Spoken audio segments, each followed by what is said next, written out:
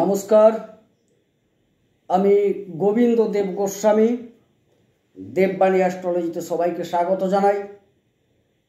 আলোচনার বিষয়বস্তু হচ্ছে এই 2025 সালের মে মাস সিংহ রাশির জাতক জাতিকাদের কেমন যাবে, তাদের শরীর স্বাস্থ্য, মন মানসিকতা, সঞ্চয়, ব্যাংক ব্যালেন্স, প্রেম, শিক্ষা, সন্তান, দাম্পত্য, বিবাহ, ব্যবসা, কর্মক্ষেত্রে উত্থান পতন, কর্মপ্রাপ্তি, উপার্জন, ব্যয়। ছোট্ট আকারে একটা সার্বিক আলোচনা আমি করতে চলেছি আপনাদের সামনে। সুতরাং যারা সিংহ রাশির জাতক জাতিকা আছেন অবশ্যই আলোচনাটিকে শুরু থেকে শেষ পর্যন্ত একান্তভাবে দেখা ও শোনা কর্তব্য। কারণ আপনার ঢাইয়া 29শে মার্চ থেকে শুরু হয়েছে, আপনাকে অবশ্যই সচেতন থাকতে হবে। এবং এই মে মাসে অনেকগুলো গ্রহ রাশি পরিবর্তন করছেন। প্রথমেই বলে রাখি, সবচেয়ে গুরুত্বপূর্ণ, কেতু কিন্তু রাশি পরিবর্তন করে আপনার রাশিতে পৌঁছবেন 18 তারিখ। রাহু রাশি পরিবর্তন করে আপনার সপ্তমে পৌঁছাচ্ছেন 18 তারিখ এবং বৃহস্পতি রাশি পরিবর্তন করে আপনার একাদশে পৌঁছাচ্ছেন 14 তারিখ। রবি আপনার নবমে 15 তারিখ পর্যন্ত থাকছেন, তারপর দশমে চলে যাচ্ছেন।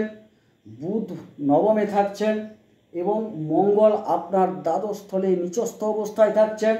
অষ্টম স্থলে মারক স্থলে শুক্র এবং শনি পুরো মাস থাকছেন। সুতরাং এই পরিবর্তন অনেক কিছু হয়েছে যা আপনার জীবনে অনেক কিছু পরিবর্তন আনবে। সুতরাং আপনাকে আলোচনাটা পুরো শুনতে হবে। যাই হোক, আলোচনায় প্রবেশ করার আগে যেহেতু আপনার রাশির অধিপতি সূর্যদেব, তাকে প্রণাম জানিয়ে আলোচনা শুরু করছি। জবা কুসুম শঙ্কাশ্যপেয়ং মহাদ্যুতিম ধান্তারিং সর্বপাপঘ্নং প্রণৌতস্মি দিবাকরম। কালপুরুষ চক্রের পঞ্চম ঘর, সিংহ রাশির ঘর, অধিপতি রবি। এখানে আমি 1 লিখে রেখেছি। এখান থেকে আমরা জাতকের শরীর স্বাস্থ্য, মন মানসিকতা ইত্যাদি আলোচনা করব। তো দেখুন, যেহেতু আপনার রাশির অধিপতি নবম স্থলে উচ্চাবস্থায় আছেন এবং তৎপরবর্তীকালে অর্থাৎ 15 তারিখের পর তিনি দশমে যাবেন, সুতরাং শরীর স্বাস্থ্য দেখা যাচ্ছে খুব একটা খারাপ যাওয়ার কথা নয়। আবার আপনার ষষ্ঠের অধিপতি এবং সপ্তমের অধিপতি শনি অষ্টমে। সাধারণত শনি তৃতীয়, ষষ্ঠ, একাদশে ভালো ফল দেন, তো অষ্টমেও খুব একটা খারাপ ফল কিন্তু তিনি দেবেন না। তবে তবে তবে আপনার কিন্তু ঢাইয়া চলছে। সুতরাং ঢাইয়ার প্রকোপে আপনার শরীর স্বাস্থ্য, মন মানসিকতা সব দিক তিনি কিন্তু হিসেব করে পাই করে বিচার করবেন। প্রতিটা পাই আপনি কি খারাপ ভালো করছেন তার কিন্তু হিসাবটা তিনি লাগাবেন। সুতরাং আপনাকে সচেতন থাকতে হবে, সাবধান থাকতে হবে। দ্বাদশে মঙ্গল নিচস্থ, ব্লাড রিলেটেড সমস্যা আসবে, সাবধান থাকুন। ছোটোখাটো রক্তপাত, সাবধান থাকা বাঞ্ছনীয়। যাই, এবার আমি মূল আলোচনায় প্রবেশ করছি। দ্বিতীয় ঘরের আলোচনা। প্রথম ঘরের তো করলাম মন মানসিকতা, শরীর স্বাস্থ্য নিয়ে। দ্বিতীয় ঘর হচ্ছে সঞ্চয়স্থল। এখানে কেতু থাকছেন 14 তারিখ পর্যন্ত, দিয়ে 14 তারিখ আপনার রাশিতে প্রবেশ করছেন। এর অধিপতি তিনি নবমে ভাগ্যস্থলে। খুব একটা খারাপ ফল দেবেন না, সঞ্চয়ের ক্ষেত্রে তিনি ভালো করবেন, কিন্তু আপনার 14 তারিখ পর্যন্ত 17 তারিখ পর্যন্ত, 18 তারিখে যেহেতু চেঞ্জ করছেন, 17 তারিখ পর্যন্ত কিন্তু আপনার সঞ্চয়ের ক্ষেত্রে একটা কীরকম হবে, অসন্তোষ থাকবে। তারপরে আপনার মন মানসিকতার ক্ষেত্রে কেতু প্রবেশ করছেন। কেতু হচ্ছেন একটা অসন্তোষের কারক গ্রহ, অতৃপ্তি থাকছে তার মধ্যে। সুতরাং আপনি কিন্তু সঞ্চয় ভালো, ভাগ্যের সহায়তায় যথেষ্ট সঞ্চয় করতে পারবেন, কিন্তু দেখা যাচ্ছে যে সঞ্চয় যোগে আপনার কিছু বিঘ্ন থাকবে, অর্থাৎ অসন্তোষ থাকবে। তৃতীয় ঘর যোগাযোগ, পরাক্রমতা, ভ্রাতা ইত্যাদি, তার অধিপতি অষ্টম স্থলে উচ্চাবস্থায় আছেন, এটা ঠিক কথা, কিন্তু তথাপি অষ্টম স্থল মারক, ধ্বংস, এইগুলো বোঝায়। সেই ক্ষেত্রে বলব আপনাকে কিন্তু ভাইদের সাথে সম্পর্ক ভালো রাখার চেষ্টা করতে হবে। ভাইদের সাথে সম্পর্ক ভালো রাখার চেষ্টা করুন। যোগাযোগ ভালো, উন্নত জায়গায় হবে, এটা ঠিক কথা। পরাক্রমতাও ভালো থাকবে, এটাও ঠিক কথা। দূরবর্তী জায়গায় যোগাযোগ হবে, এমনকি বিদেশেও যোগাযোগ হওয়ার সম্ভাবনা প্রবল। সাহসিকতা ভালো থাকবে নিশ্চিত দেখা যাচ্ছে, তবে ভাইদের সাথে সম্পর্ক আপনাকে ভালো রাখতে হবে।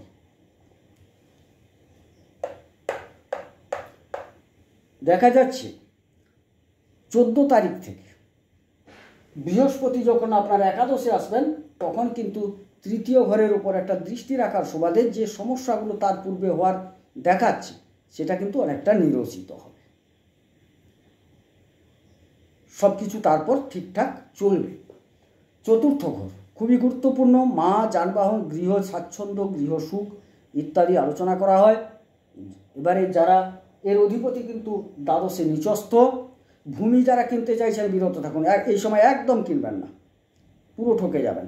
যানবাহনও যারা কিনতে চাইছেন না, এই মে মাসে একদম কেনার দরকার নেই, একদম কিনবেন না, সমস্যায় পড়ে যাবেন। পারিবারিক সুখ স্বাচ্ছন্দ্য অনেকটা বিঘ্নিত হবে,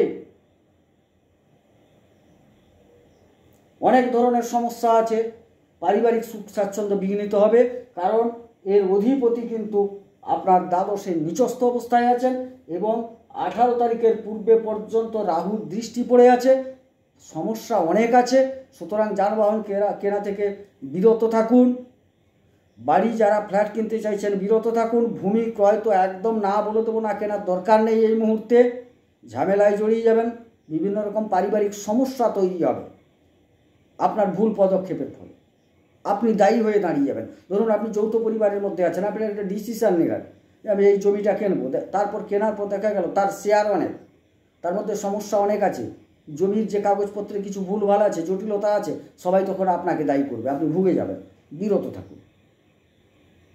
মায়ের শরীর খুব একটা ভালো যাবে না, কিন্তু ব্লাড রিলেটেড অনেক কিছু সমস্যা তৈরি হয়ে যাবে মায়ের শরীরে, সুগার, প্রেসার বা অন্যান্য আরও যা রক্তজনিত সমস্যা আছে, যারা ডাক্তারবাবুরা চিকিৎসা জগতে থাকেন তারাই বলতে পারবেন। মোটামুটি রক্তজনিত সমস্যার একটা প্রাদুর্ভাব বাড়বে, ছোটোখাটো অপারেশান, রক্তপাত যোগ দেখা যায়।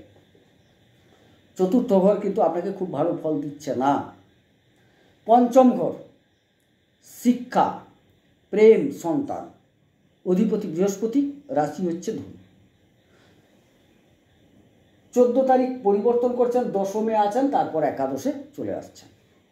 দেখা যাচ্ছে যে সুখ, যেটা নিজস্ব সুখ একটা পরিবেশ করছে, সেটা কিন্তু ভালো। শিক্ষাক্ষেত্র আপনার যথেষ্ট ভালো, উন্নত থেকে উন্নততর হবে, শিক্ষায় মনোনিবেশ বৃদ্ধি পাবে, পড়াশোনা ভালো হবে। যারা বিভিন্ন রকম পরীক্ষা দিতে চাইছেন সরকারি ক্ষেত্রে, তাদের ক্ষেত্রে সময়টা যথেষ্ট ভালো। বিশেষ করে 14 তারিখ না, পুরো 15 তারিখ পর্যন্ত নবমে রবি আছেন, তারপরও তিনি দশমে চলে যাচ্ছেন, ভালো ফল পাবেন। কর্মপ্রাপ্তির যোগ প্রবল, কিন্তু আবার কর্মহানি যোগও প্রবল, ঢাইয়া চলছে। যারা কাজের জগতে আছেন সাবধানে থাকুন, কাজ ছাড়বেন না, আমি দশমে গেলে বলবো।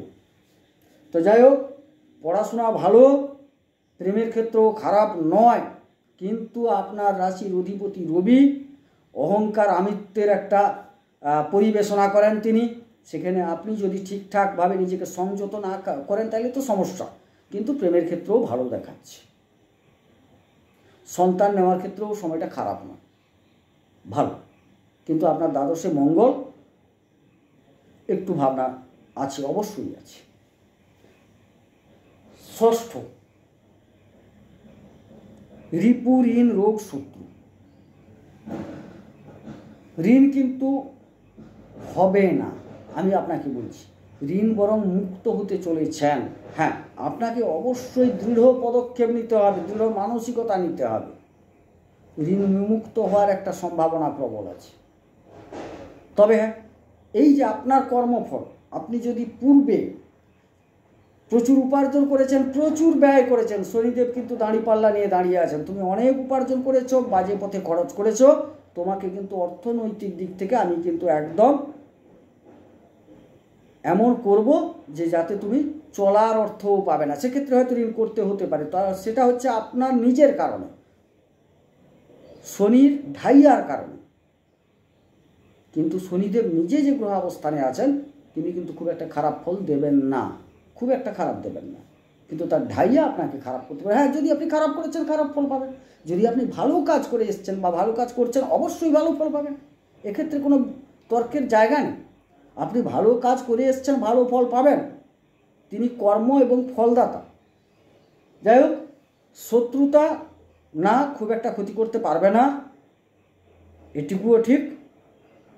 তাহলে শত্রু খুব একটা ক্ষতি করতে পারবে না। ঋণ আপনার কর্ম অনুযায়ী ভাবতে হবে। আর রোগ যেগুলো বললাম পূর্বে আলোচনা করলাম। সপ্তম স্থল, রাহু চলে আসছেন 18 তারিখ, শনি সপ্তমের অধিপতি অষ্টমে। আপনার স্ত্রী বিভিন্ন রকম রোগে ভুগছিলেন,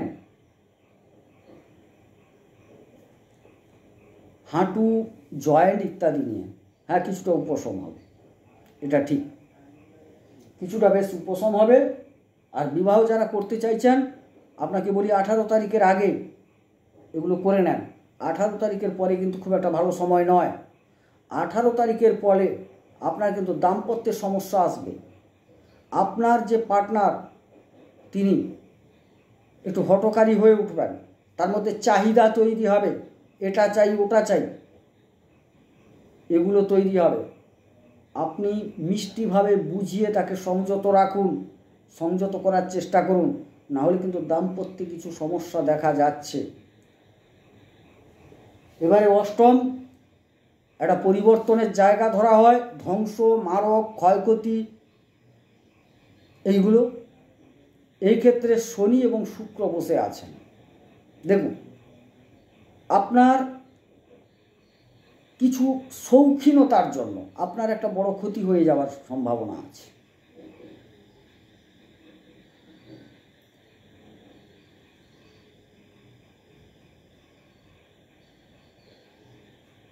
আপনার মধ্যে একটা পরিবর্তন আনতে হবে, যেহেতু ঢাইয়া চলছে। শ্রমিক শ্রেণীর, লেবার শ্রেণীর মানুষদের প্রতি মিষ্টি আচরণ করার চেষ্টা করুন, তাতে অনেকটা শুভ পরিবর্তন পাবেন। মঙ্গলের অবস্থান খুব একটা ভালো নয়, সেখানে সচেতন থাকতে বারবার বলেছি। নবম, ভাগ্যস্থল, ভাগ্যস্থলে কিন্তু একটা ভালো যোগ তৈরি হয়েছে, রবি বুধ, বুধাদিত্য। রবি আবার চলে যাচ্ছেন 15 তারিখ থেকে, বেরিয়ে যাচ্ছেন 16 তারিখে তিনি পৌঁছে যাচ্ছেন দশম ঘরে। সুতরাং পুরো মাসটাই কর্মপ্রাপ্তি যোগ আছে।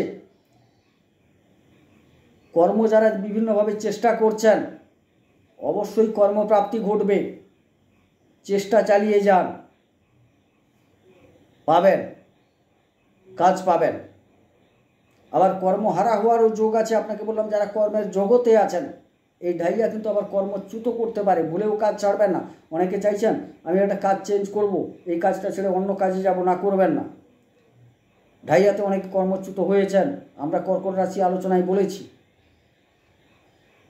কাজ ছাড়বেন না যারা আছেন।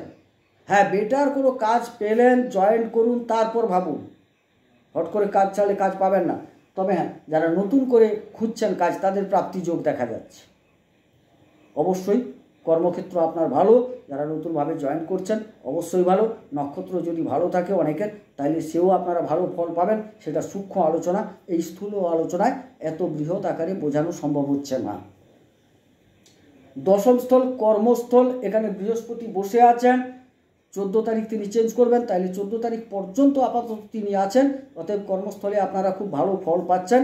এবং তারপর বৃহস্পতি যেরকম বেরিয়ে আসছেন, আবার রবি ঢুকে যাচ্ছেন আপনার দশমে। সুতরাং বললাম যে কর্মপ্রাপ্তি যোগ প্রবল, এবং সেখান থেকে উপার্জনও ভালো হবে। কারণ বৃহস্পতি যখন আপনার একাদশে চলে আসছেন এবং একাদশপতি আপনার নবমে, সুতরাং আপনার যারা কর্ম করছেন তাদের ক্ষেত্রেও ভালো ফল পাবেন। তারা কি করবেন, উপার্জনের জায়গায় একটা উন্নত সব রকম পরিবেশ পাবেন। বেতন বাড়তে পারে, প্রমোশন হতে পারে, ইনসেন্টিভ, টিএ, এইসব যা যা আছে আপনাদের সব কিছু একটা বাড়ার সম্ভাবনা আছে, ভালো হওয়ার সম্ভাবনা দেখা যাচ্ছে।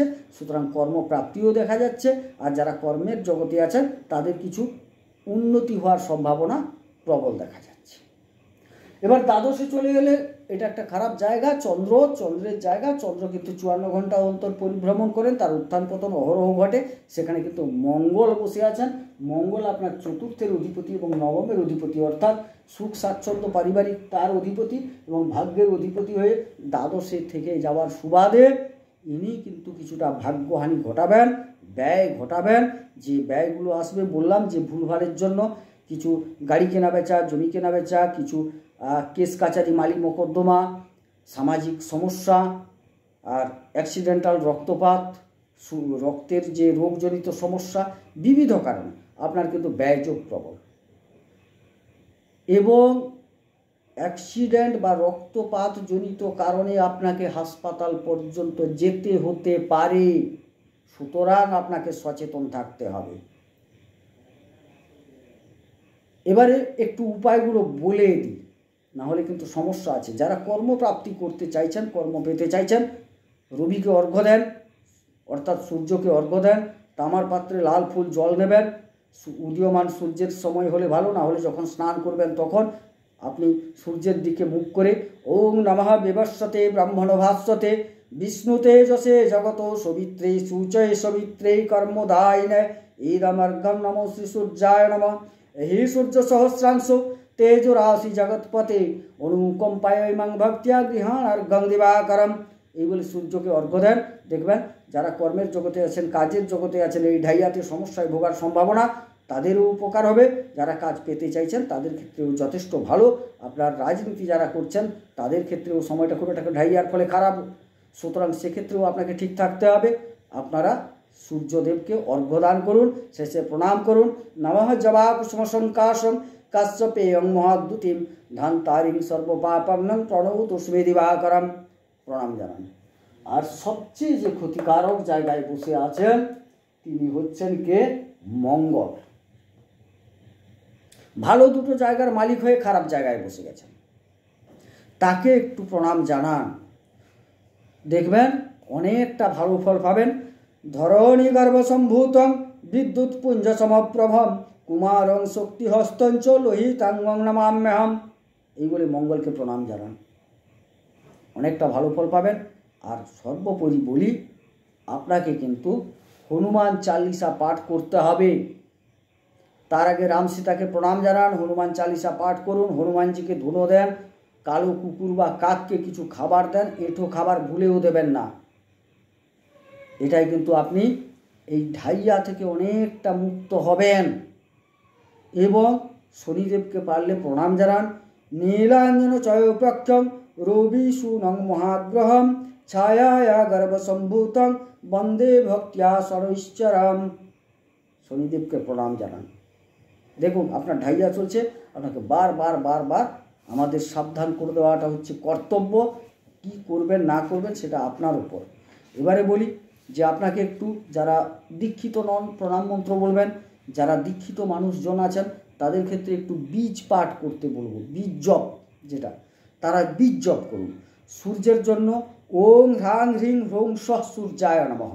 ওম হ্রাং হ্রিং হ্রৌং স্বঃ সূর্যায় নমঃ। মঙ্গলের জন্য কি করবেন? ওম ক্রাং ক্রিং ক্রৌং স্বঃ ভৌমায় নমঃ। ওম ক্রাং ক্রিং ক্রৌং স্বঃ ভৌমায় নমঃ করুন। আর বাকি যেটা বললাম হনুমান চালিসা পাঠ করুন, তাতে যথেষ্ট উপকৃত হবেন। হ্যাঁ, সর্বশেষে বলি, এটা গোচর ভিত্তিক আলোচনা, কোনো নির্দিষ্ট জন্মকুণ্ডলী ধরে যেহেতু নয়, এবং এটি একটি স্থূল আলোচনা। মোটামুটি এই গোচরে এই ধরনের ফল আপনি পেতে চলেছেন এই গ্রহাবস্থানের ভিত্তিতে। কিন্তু আপনার জন্মকুণ্ডলী যদি ভালো থাকে অবশ্যই কিঞ্চিত ভালো ফল পাবেন, যদি খারাপ থাকে অবশ্যই কিঞ্চিত খারাপ ফল আপনাকে পেতে হবে। আর আপনি যদি খারাপ কর্ম করে এসছেন ইতিপূর্বে বা বর্তমানেও করছেন, ঢাইয়া কিন্তু ছাড়বে না, পাপ বাপকেও ছাড়ে না। শনিদেব হচ্ছেন বিচারকর্তা, তিনি এখন দাঁড়িপাল্লা নিয়ে একদম বসে গেছেন আপনার বিচার করতে। সচেতন থাকুন এবং মেপে পা ফেলুন। যাই হোক, সবাই সুস্থ থাকুন, সুন্দর থাকুন, ঈশ্বর সকলের মঙ্গল করুন, মঙ্গল হোক। নমস্কার।